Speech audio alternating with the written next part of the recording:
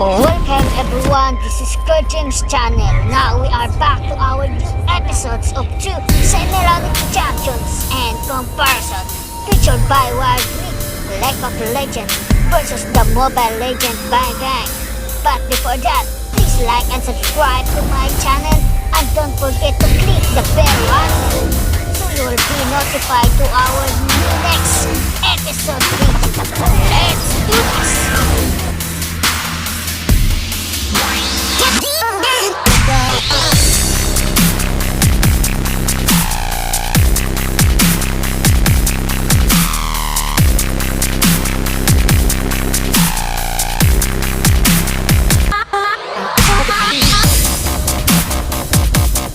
Maokai is a support tank hybrid. He disables enemies, keeps his teammates alive, and even scouts the map. Maokai's passive is Sap Magic. After 5 spells are cast near Maokai, he is empowered by magical sap. When empowered, his next basic attack will heal him for a percentage of his max health. While it doesn't make him invincible in lane, he'll regain lots of health in large fights. His first ability is Arcane Smash. Maokai damages and slows targets in a line. Targets immediately around Maokai are knocked backwards. This nuance is especially useful when combined with his second skill. Twisted Advance is up next. Maokai quickly travels to target enemy, damaging and rooting it in place. For those of you who analyze the power of abilities during the spotlight, this is rank 1 of the skill. By rank 5, the duration of the root is doubled. Third comes Sapling Toss. Maokai tosses his sapling to the target area, dealing damage where it lands. After a brief delay, the sapling comes to life, chasing down enemy targets nearby. When it reaches the enemy, it explodes, dealing more damage. The sapling lasts for 25 seconds and gives a ring of sight where it stands. Enemies who walk nearby are then chased down. Maokai's ultimate is Vengeful Maelstrom. Maokai creates an area on the ground. Allies inside of it take reduced damage from minions, monsters, and champions, but not turrets. When Maokai deactivates the ability, enemies inside that ring take damage, with bonus damage based on the amount of damage the ability reduced. While the ability doesn't look too impressive blocking Ryzen's basic attacks, wait until you see it in a team fight. Running Sapling Toss first allows you to help your teammates to jungle. Here I plant 2 saplings before monsters spawn to help Udyr get level 2 a little bit faster. Be sure to back off so you don't steal the experience though. Maokai's abilities all combine together quite well. I'm able to repeatedly harass Heimerdinger out of his lane by using Twisted Advance into Sapling Toss, followed by an immediate Arcane Smash. If Heimerdinger hadn't used Ghost to evade the sapling the first time, he probably would have died. Maokai's job in a fight is to be extremely disruptive. Comboing his main abilities together, I set us up for some nice damage on Amumu and Heimerdinger. When Malphite shows up, I immediately retreat to land Twisted Advance. Most importantly, I walk around him before using Arcane Smash, which knocks him farther away from Ash.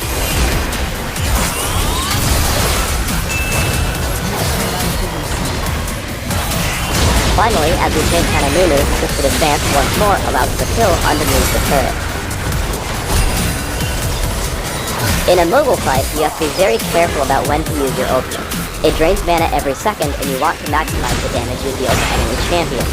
Here it blocks a lot of their initial burst, and hits the 4 enemies present in the fight. Afterwards, I get forced backwards due to all the damage I'm taking, which is my job anyway. Arcane Smash forces Bundle away, and I continue to harass with Sapling Toss. After deciding I can survive Malphite, I head in for Twisted Advance and Arcane Smash, helping us get the kill.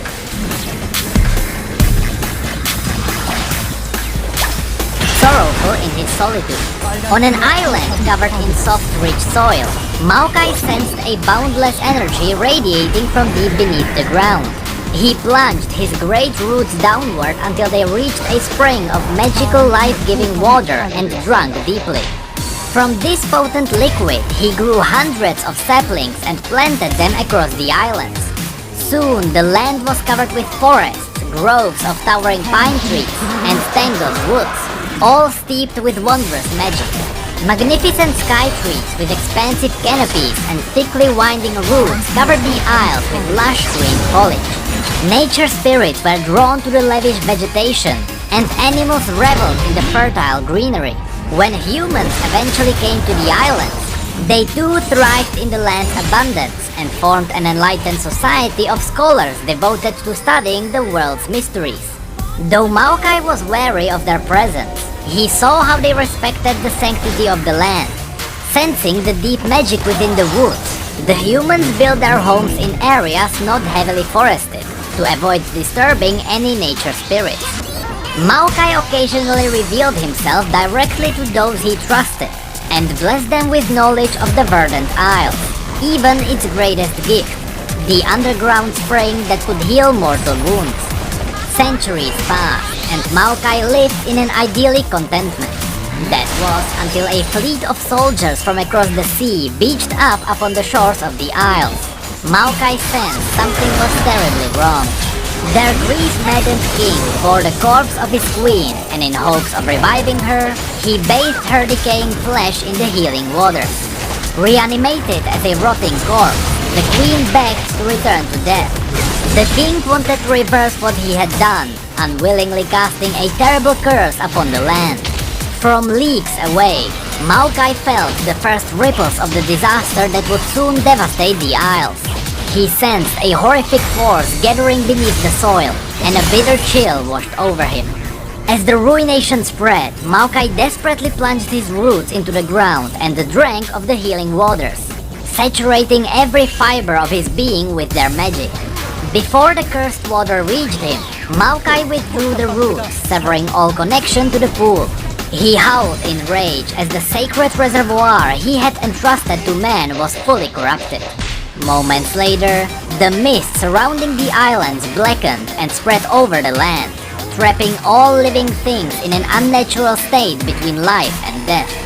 Maokai watched in helpless agony as all he knew, plants, nature spirits, animals, and humans alike, twisted into wretched shapes. His fury grew.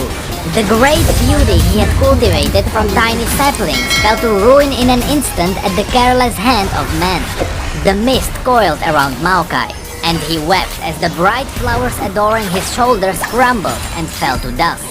His body shuddered and contorted into a mass of gnarled roots and tangled branches as the mist leached life from him. But Maokai's heartwood was saturated with the precious waters of life, saving him from the terrible fate of undeath. As grotesque raids and horrific abominations flooded the land, Maokai was overcome by a host of lifeless men. He struck the spirits with his branch-like limbs in manic violence. Realizing the force of his blows could shatter them to dust, Maokai shudders with revulsion. He had never killed before. He flew at the breathless shapes in frenzy, but hundreds more overwhelmed him, and eventually he was forced to retreat. With his home decimated and his companions turned to deathless horrors, Maokai was tempted to try and escape the nightmare of the Isles. But from deep within his twisted form, he felt the sacred waters giving him life. He had survived the ruination by carrying the very heart of the island within him, and he would not abandon his home now. As the Blessed Isle's first nature spirit, he would remain and fight for the soul of the land. Though surrounded by endless hosts of malicious foes and darkening mist, Maokai fights with ferocious vengeance to conquer the evil that plagues the Isles. His only pleasure comes from dealing savage violence to the soulless race who roam his land. Some days, Maokai subdues the mist and its deathless spirits, breaking their hold on the growths of trees and small thickets. Though new life has not bloomed in such cursed soil for an age, Maokai strives to crave havens, however temporary, free from regret and decay. So long as Maokai continues to fight, hope remains. For steeped within his heartwood are the uncorrupted waters of life, and the last remaining chance of restoring the Isles. If the land returns to its joyous state, Maokai too will shed his twisted form. The nature spirit brought life to these Isles long ago, and he refuses to rest until the Isles bloom once more. The story continues with Maokai's quest on the Shadow Isles. The chill wind whipped through the cracks in his bar with a hollow whistling sound. He shivered. His limbs had long forgotten the warmth of summer. The towering shapes around him fractured and fell in the gale. The lives within dead long ago. Now they were his silent companions. Their bridal trunks remained only as empty huts, rough gray sketches of lush forest that once bloomed around. A spirit waved between the trees in front of him, pale and spectral against the night air. A knot tightened in his bark. Normally he would lash his roots through his heart, but today he held still, trying not to alert the Greats to his presence. Maokai was tired of resisting. Its moon-like eyes were empty. There was nothing alive and vulnerable to fuel its cold bitterness on this island. Nothing to be haunted or consumed. The spirit slipped between the trees, leaving Maokai to his solitude. He looked across the forest of shadows and his branches wavered. His gaze caught a tiny flame of red growing amid the endless gray. Nestled in the black dirt, the smallest flower bud pushed from the ground, its petals so bright they burned his eyes. It was a night bloom. Long ago they carpeted the floor of the Blessed Isles, blooming on the evening of the summer solstice. By morning the flowers wilted, leaving only blackened petals, not to be seen again until the following year. But for one night, they illuminated the forest with blazing crimson, as if the very ground was aflame. Maokai looked around, and for a fleeting moment, he hoped that if one flower blooms, there might be others. But there was only the somber gray of the dead isles. His bows creaked as he took a shaky step forward. He approached the bloom, transfixed, brushing ashen leaves to dust underfoot. His colossal frame towered over the delicate shade. He leaned down until his face was inches above the sweet-scented petals. The potent groundwater within the heartwood stirred, awakening in recognition of life. The flower's neck was tilted, as if curious. Deep vermilion veins spread across each petal, and its pale green stem was coated with hundreds of silvery velvet soft hairs. He could spend eternity basking in its every facet. Every moment it grew and shifted in subtle ways. Its stem pushed ever higher while its petals slowly unfurled. He watched as the bloom spread to reveal the filaments extending from within, its heady scent flooding his mind with color. For a moment he forgot the cold, the hollow wind, and his bitterness. A pale light flickered. Maokai flinched. A glowing shape approached. His bark tingled. Nothing from these bloodless woods is an ally. The cursed spirit returned, attracted to the lure of movement. Life was not as still as death. Maokai flexed his limbs in fury, no longer eluding violence. He welcomed it. For one night, a living thing would exist on these barren isles, unmarred by corrupt forces. The spirit glided toward him. She was once a human, but now she was translucent and bone white. Her blank expression grew ravenous as she saw the blood-red blossom. The specter raced toward the flower and tried to inhale its fragile life. Before the bloom withered into a lifeless shade, Maokai flinged his limbs forward and lashed them at the spirit's legs. She screamed, recoiling as if burned, and Maokai roared. The groundwater within him was like a fire to these unnatural beings. She twisted and broke free from his grasp. Maokai hoisted his roots and smashed them to the ground. The impact split the barren topsoil and sent shockwaves through the earth. The reverberations hit the brain and she reeled in agony.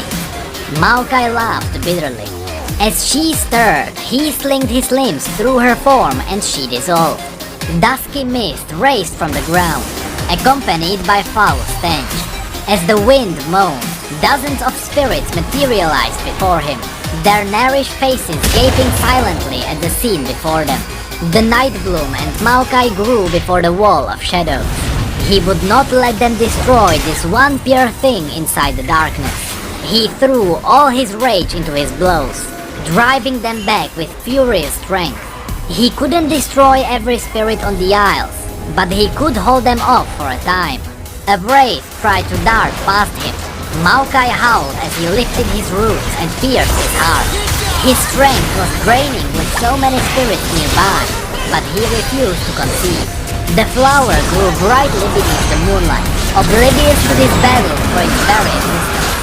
A single crimson petal fell from its perfect blossom like a drop of blood. The life cycle of the bloom was near its end, bringing death, and with it respite. But Maokai did not crave it. He felt he could cleanse the entire island of its scourge in his fury. The cursed mist had risen above the tree line and swirled in great clouds. An endless host of spirits poured from the fog, mouths agape with ghoulish hunger.